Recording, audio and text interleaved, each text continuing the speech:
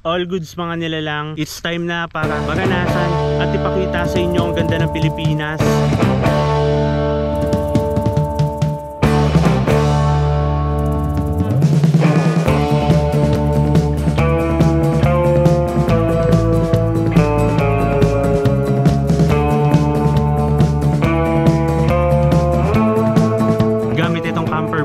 Si Homie ay magsisimula tayong bumiyahe sa itaas na bahagi ng Luzon at ito ang Norte. Magsisimula ang ating adventure dito sa Zambales, paakyat ng Pangasinan, La Union hanggang sa maikot natin ang buong Norte. Kasama ko nga pala si Joanne, si Kai at saka si Peace. At dito sa ating camper van na si Homie ay dala-dala rin natin ang Homie Cafe at ang Camp Life Apparel. Magtitinda tayo ng mga camping bush hat at kape, kaya naman kita-kits tayo sa lugar nyo.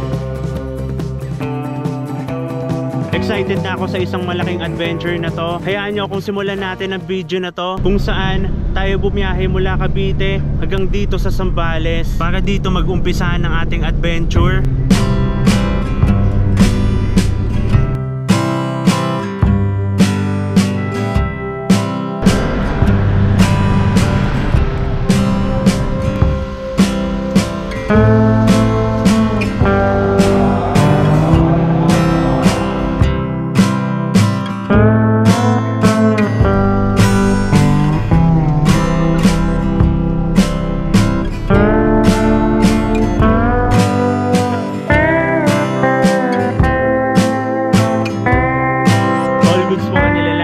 Dito na tayo ngayon sa Angeles, Zambales. Dito mismo sa Angeles campsite. Bagong campsite to dito. At talagang namang napaka-solid ng view.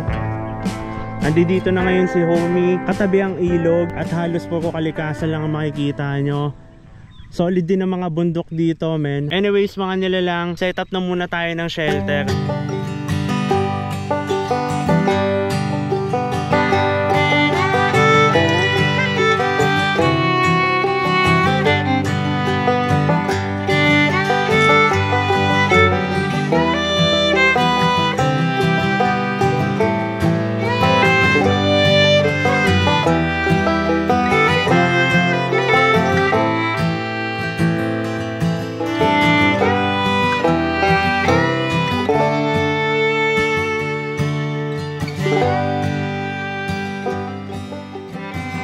Sobrang tirik yung araw at medyo mainit dito sa spot natin.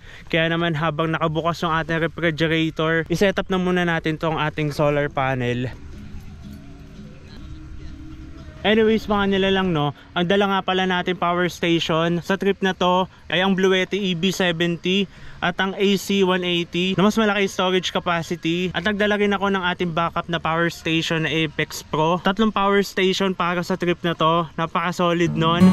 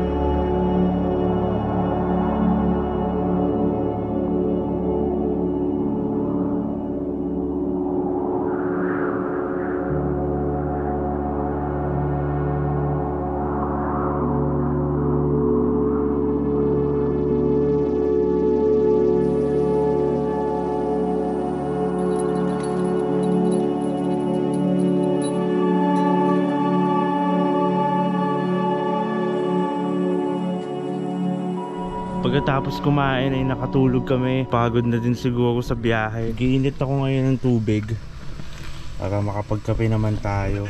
Pero kaya mo yung matawid kahit matagal. Ganyan lang ang buhay kapatid. Ang ganun bundok eh, no? Ang dami ibon.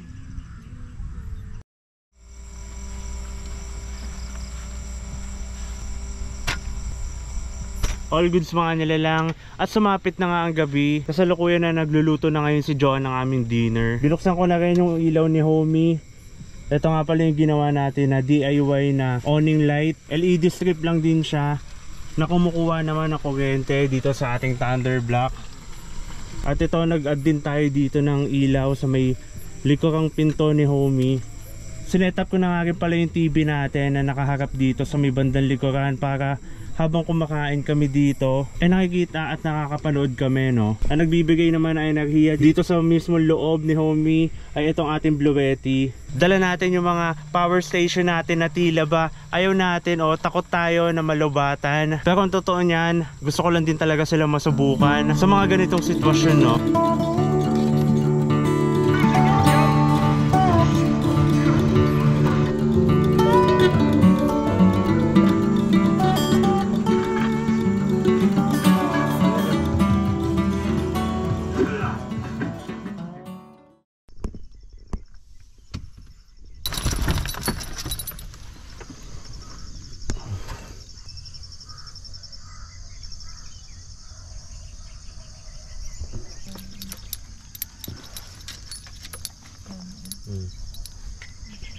Magandang buhay sa inyo mga nilalang. Alas 6 na nung halos lumiwaliwanag. Sobrang lamig, men. Sobrang peaceful din ang paligid. Maaga tayo gagayak ngayon para lumipat sa susunod nating spot. Timpla na muna tayo ng maiinom na kape.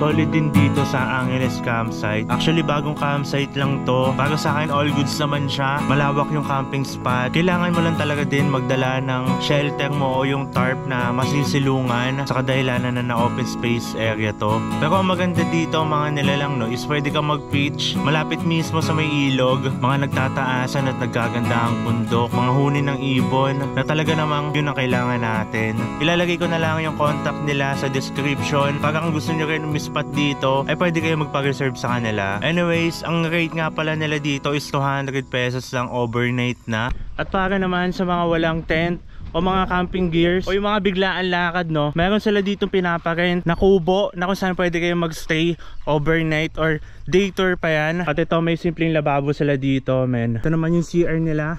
Sinubukan kong i-attach yung ating solar panel dito sa may ibabaw. Subukan natin kung ubra yung ganitong setup, men. Bukod sa nagcha-charge yung isa natin Bluetti dun sa cigarette lighter, is nagcha-charge din yung ating AC180 gamit naman itong solar.